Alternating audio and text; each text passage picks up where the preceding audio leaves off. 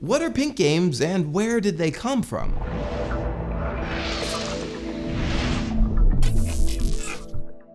Lots of us have a special place in our heart for games from the late 80s and early 90s. This era brought us classics like Tetris, Super Mario Bros., and The Legend of Zelda. But perhaps the biggest thing to happen in this time concerned a very different type of game. Pink games. For the first time, developers decided to explicitly market to girls, leading to what's known as the pink games boom. But where did pink games come from? In the early days of game development, the industry skewed male. Most things did, but games weren't clearly gendered in the manner of pink games. So what went wrong? Why couldn't games stay like this forever? How did we end up with pink games? In short, the story of pink games is all about money, as these things often are. Here's what happened. The industry experienced what was called the video games crash of 1983. The biggest casualty was Atari, whose revenues fell by 97% between 1983 and 1985. So the games industry couldn't go on as it always had. And the solution, according to game designer Ian Bogost, was to start marketing games as a subcategory of toys instead of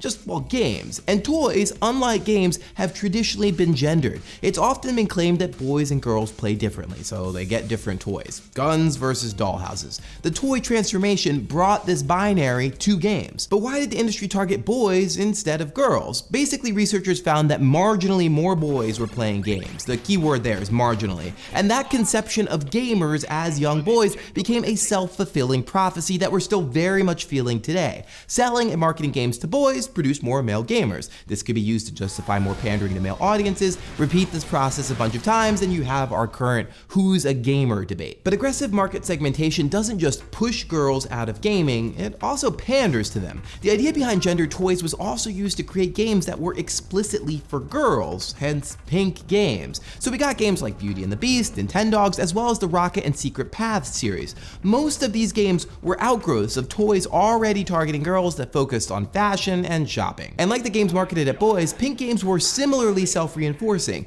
They defined female gamers in a specific way and then used that definition to justify more pink games. The original wave of pink games were therefore followed by even more gendered tie-ins. PlayStation released a purple PSP. Nintendo created a pink Game Boy. More recently, we've seen the Kinect wardrobe basically reproduce Clueless, and the Nintendo's Girls Club channel repeat many of the same tropes about female gamers. Huge range of items to choose from to decorate the house. So it sounds like pink games are a big part of history, but that isn't exactly how things have worked out. They actually tend to be marginalized. Now, look, I'm not going to claim that some of these games aren't basically self-parody, but it's more dangerous to write them off entirely. To do so affirms the exclusionary premise pink games grew out of. These were games that mattered, and still matter, both in terms of their mechanics and cultural significance. Let's take a look at a few examples. Let's start with 1995's Chop Suey. It's sort of an interactive novel delivered as a point-and-click voyage around a town's map. There's no real beginning or end, just an abstract story. And Chop Suey's looping narrative structure is now totally in vogue. Likewise, its disinterest in progress and levels was way ahead of its time. Chop Suey, if it was released in 2015, would probably be huge. Around the same time, dress-up games like Kisake System Sets hit the scene. In many ways, these were stereotypical pink games, all about clothes, shopping, and fashion. But another term for these stereotypically girly mechanics is really just early character customization.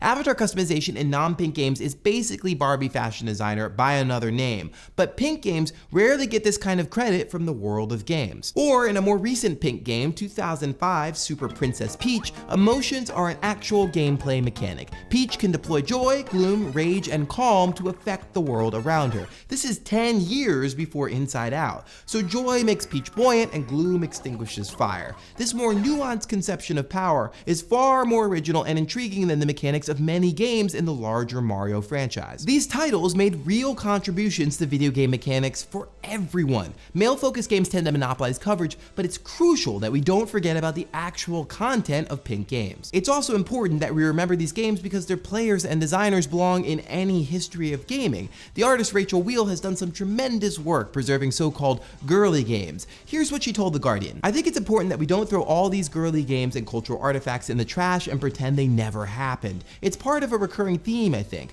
Works by or for women are so often deemed marginal or embarrassing or inadequate or inappropriate and therefore omitted from history. And then decades later, we're wondering, where were the female writers, politicians, artists? Where were the girly games? Even if pink games embodied sexist assumptions, we cannot correct those assumptions by merely forgetting them. Doing so would once again erase the experiences of women in games history. To that end, Rachel is also working on Femicom, a museum and archive that aims to preserve so-called girly games. The idea of Femicom is that these games can live on as an inspiration for future designers. Just as we shouldn't ignore the actual content of the games, Femicom suggests that we shouldn't also ignore their fandom. We should instead aspire to build on what these games achieved. We're just starting to get past the strictly gendered view of toys that gave rise to pink games. Target recently stopped dividing its toy section by gender. Hopefully more vendors will follow this lead.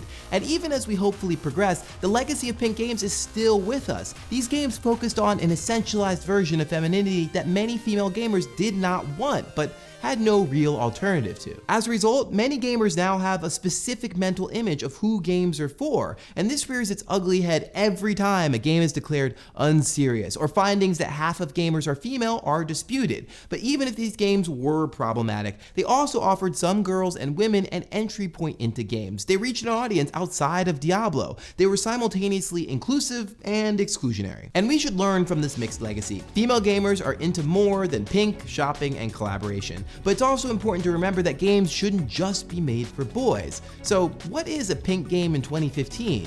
Video games are by no means gender neutral yet, but the binary may be a bit less shameless. Ideas that were once branded pink now pop up everywhere. Are walking simulators pink games? Are interactive novels in the spirit of chop suey like Telltale's The Walking Dead pink games? That we have to ask these questions is a sign of progress. So while there's plenty to regret about the pink games boom, we shouldn't write it out of video game history just yet. Its legacy is actually much more important than you might think. So what do you think? What role should pink games play in our understanding of video game history, and are there any pink games that moved you in a particularly profound way? Hash it out in the comments, and if you like what you saw, please subscribe. I'll see you next week.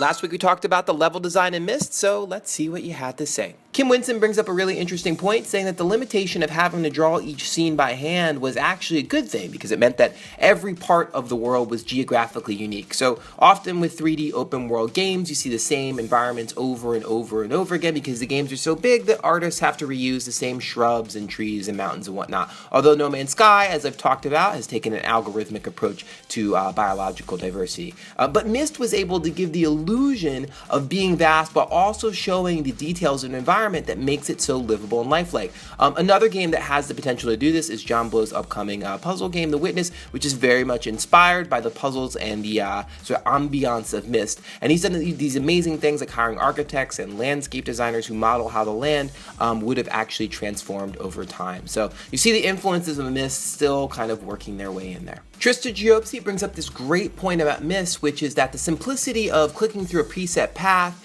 did this great and paradoxical thing. It satisfied your itch for one to explore, but at the same time, it kept you oriented towards puzzles that you needed to solve. So you rarely got sidetracked or didn't have any idea of what you were supposed to be doing. So this gave the designers some control over the pacing while still making it feel like you had free reins, which is really cool. Anyway, great point.